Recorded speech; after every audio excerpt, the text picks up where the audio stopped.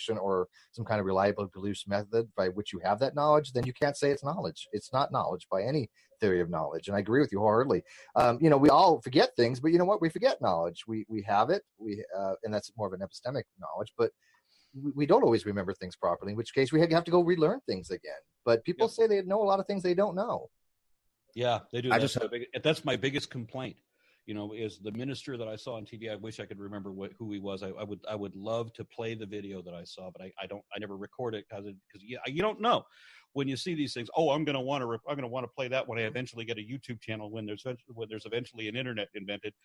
But there was this guy who said, I know that I know that I know that I know that I know that I know that I know there's a God. He didn't know shit. Well, okay, he did pass 5. That's like a weird variation of the KK principle. It's called the knowing principle. I just by the way, I don't, Steve. I don't know what kind of a system you use to adjust your green screen. It needs work. Your threshold is a bit high. This is the best. I just mentioning that in the live chat. Funny you mentioned that. They all say my green screen looks really great, and I just told them it needs tweaking. I'm going to get some lighting. I need lighting to fix the problem that I'm having right now that you can see locally, but it's so small on their end for the output that they can't really notice it. But yeah, I tweaked this the best I'm going to get it until I get better lighting. It's a lighting system. Yeah, the light is an issue, but also your distance from the screen. Yeah, I'm going to push it back a little bit further. And it's logistics. I'm working. I just got it like a couple days ago. I had to teach myself, so my early shit is crappy. I think we can we all agree that we just hope that Jesus comes back sooner than later. Even if Jesus is legit, he's not coming back for personal reasons. It's like, fuck you people. I wouldn't come back either. I mean, if you saw the shit, if there is a Jesus and he's looking down, I'd be like, they're on their own now. So the evangelicals elected Trump. Fuck y'all. Yeah, exactly. I've changed my mind. I'm not coming back. Here's the last thing that actually I have just 2 more questions, and these are fun just because I'm curious. And one of them's related to something that we've got coming up. But because of where you are, I think that you will have seen this. But before we get to that, tell us about the Ark protest, how that went, and why you went back a third year to protest this thing. Well, it wasn't my third year. It was their third year. I went the first time, and I skipped last year. I went this time. I don't know if I'll be back next year or the year after that. I'll go when I'm invited. But I do appreciate the fact that they are doing it every year on the vigil, on the annuum of the opening of the park. Now, this time around, the Ark Encounter did not acknowledge that there were protesters, and in the news, in fact, they said that they will pray for us and hope that we come to Jesus. Bless them. So yeah, this is how they spin it this time around. If Ken Ham was smart, he would have. Bearing that in mind, that kind of callous dismissal, that kind of trying to reverse the narrative, is definitely going to influence the next one, and they're going to do something very. They're not going to do what's expected, and of course, I'm not going to say what that is. But do you think that narrative works any longer when they know they can't come at you with actual information that disproves anything you're saying about actual how phylogeny works and how evolution works? Do they have to resort to the rhetoric of, oh, you know what? I don't know if that rhetoric works as strongly as it used to. I get it. What if instead of standing around, and this is an answer to your question. I know I was interrupting, but I'm sorry. I anticipated where you were going. Good. Go ahead. But I really got to work on that. I hate jumping over somebody else's lines. Right. I hate that I do that. So I'm trying to do it gracefully though. So imagine that instead, the next time, or before we end up assembling our masses on the grass there with our signs and everything, and having the good old time that we did, because we're probably going to do that again because that was fun. We genuinely had fun with that. Mm-hmm. Answers in Genesis sent out their people. Their people got an education from us, and they won't have that many people next year because of it. So that's always a good thing. But what if we did public interviews with politicians in Kentucky? Prior to the next Ark Encounter protest.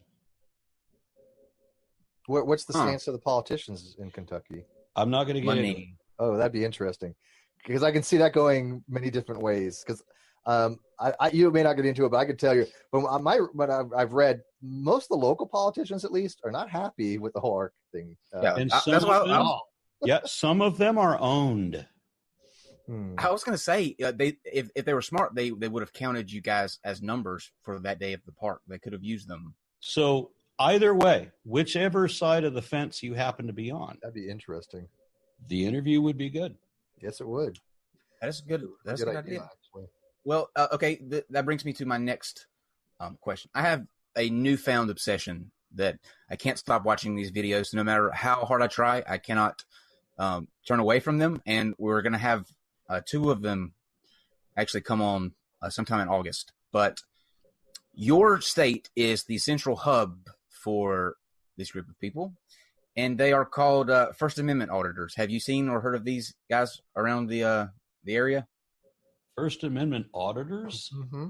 Yes, Well, they are saturated in Dallas. Most of the videos come from Dallas. It's kind of like the Second Amendment thing, where they go out with the concealed weapon. I mean, not concealed, the open carry, right? They're demonstrating. It's kind of like that, but for the First Amendment. Right. Who so they'll go in cares courthouses. about the First Amendment anymore, except me? Well, let me tell you something. If you watch these videos, they are like, it's kind of like episodes of Cops that used to come on like CMT all the time, where no matter what you were doing, if Cops was on, you would stop and just watch the train wreck happen. But these guys take cameras, and they'll either stand outside of bases, police stations, they'll go inside courthouses, and they'll just walk around and film every bit of detail they can see. They'll go up to the windows and pass their phones. And every time, no matter what city they're in, no matter what building they're in, always the same confrontation. What are you doing? I don't have to answer questions. Give me your ID. I'm not giving you my ID. And then the standoff goes. So where the buildup and the drama happens is whether the cop makes the mistake of taking them in and actually arresting them for just walking around with a camera, or they say, you know what, you're right. You do have a right to do this. And some of the things that happen are unbelievable. Like people getting taken down, tasered, all kind of shit. It's epic. But Dallas is the city where they're all coming from. I mean, they're all flocking from Dallas. They go everywhere in Dallas with a camera. I want to talk to these people on a podcast right away. Yeah, we're making arrangements with them. Jamie actually wants to talk to them as well. I know Kyle and I have a little different opinion on these guys. We do. I've watched just as he has. I've just like sit there and binge watch them. Okay, they are entertaining to say the least.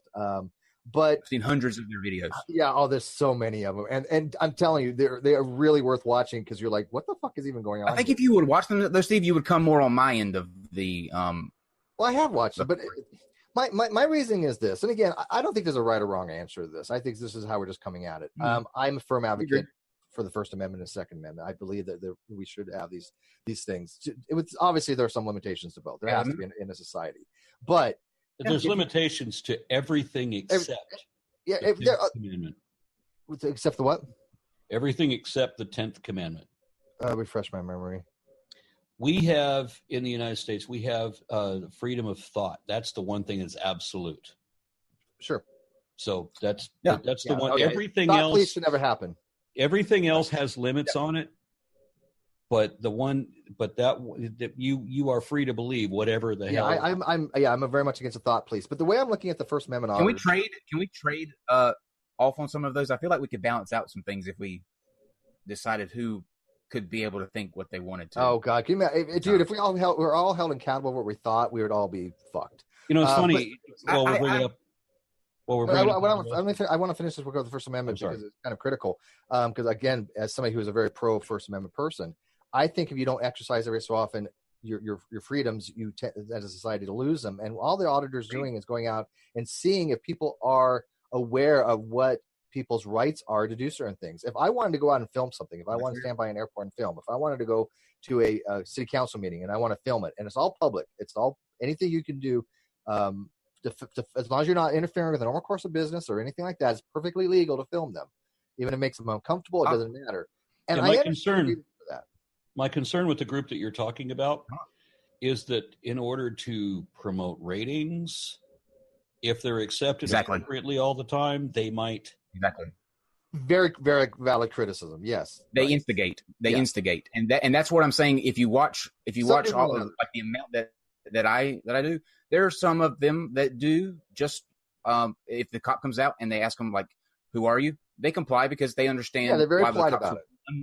about it. But then there are those who go in solely looking to do everything they can to get locked up or cause a bigger scene than needs to be. There's a difference between exercising your, the rights that you get and then instigating a Yeah, I think that's scene, about criticism. taking Yeah. resources. So that's the only thing that I mean, other than that, I believe that you should fight for your rights. Absolutely. Yeah, now I've gone into a number of places, obviously, because I've gotten video of that. When I go give my testimony to the state house, I've got my cameras set up.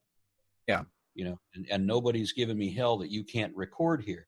But then neither am I pushing it. I'm not getting in the way. I'm not being obtrusive. I'm like, I'm trying to be as respectful to the venue as I possibly can, as would be appropriate to do. Yes. I think the asking for ID is the most everything. Most thing that people are fighting against, right? If you're not breaking the law, then officers have no legal reason to ask you for ID. They can, obviously, but you're not required to give it. And I think that's the central thing is people don't want to feel like they have to give papers or identification if it's not something that they're obligated to do or have a lawful duty to do if they're not breaking the law. It's a funny thing that you bring up, the Second Amendment, because to my life, except when I was living in Arizona, throughout my youth, I mean, I'm 55. I had, a lot of time before recent events. Throughout my life, if I had a gun on me, I'd be in trouble most situations. I mean, there's a lot of places here in Texas. Back in the day, back in my youth, if I had walked into a Texas convenience store, wearing a gun, I would be arrested and 10-year felony, 10 years in prison for that. Mm-hmm. I went to Arizona. Suddenly, you have open carry. They you can carry a gun wherever. You can't go into a courthouse. You can't go into like a specific government buildings. You can't wear it into a bar. But with those exceptions, you can wear your gun everywhere. I could walk into a convenience store and buy a case of beer with a gun on me and walk out, and that'd be fine. But in Texas, I'd be put in prison for it. Yeah, it makes 10 years for that makes no sense. But in Arizona, those people that can do that, this is where I have an issue. 10 years for murder anymore. Those people that have that right, like if you're in Arizona, take that for example, they have that right to do that. They can do that now. What they do then is they strap 2 AR-15s across their chest and walk down with a scarf across their nose down a public sidewalk as a statement of saying, I can do this. I have the right to do this. Now, any rational thinking individual would look and say, with the way that the environment is today, and go, some shit's about to go down. I mean, you hear about mass shootings every day. Yeah. So where's the point there? Yeah, I know walk around school that in my youth, when I was in Arizona, I could carry a gun. I didn't have a gun. Strangely, I didn't want a gun ever until I moved back to Texas, where at the time in Texas you were not allowed to carry a gun on you like you could in Arizona. Now they've changed the laws since, and that's what's so weird about it. Texas used to penalize you heavily if you walk around with a gun on you, like you could in Arizona. It used to be the only Arizona I could get away with that, but now everybody in Texas has a gun now. I thought you had a 6-shooter when you were born. Let me ask you this: this is something that just recently happened, and I'm still bothered by this because I do believe in stand your ground laws. But however, when you have guns and stand your ground, did you watch recently where there was an altercation over a parking lot space? The guy came up to the guy, he shoved the guy to the ground. The guy waited a couple seconds, at which time he reached back, pulled out his gun, and discharged it one round to the guy's chest, and the guy died. Any other state, that would have been homicide because he was no longer in a position of immediate danger. There was no threat. There was a good 6-7 feet away. Had the guy approached him, right, and to come back again, maybe that might have been justifiable. But I found no justifiable reason to discharge a weapon in that situation. However, Florida has like that happened, and so he's not going to be prosecuted. That to me is like that happened before. Thing. George Zimmerman, maybe. No, well, that's a totally different thing. But I'm just saying, this is the mess that you have when you have crazy ass laws like Florida does.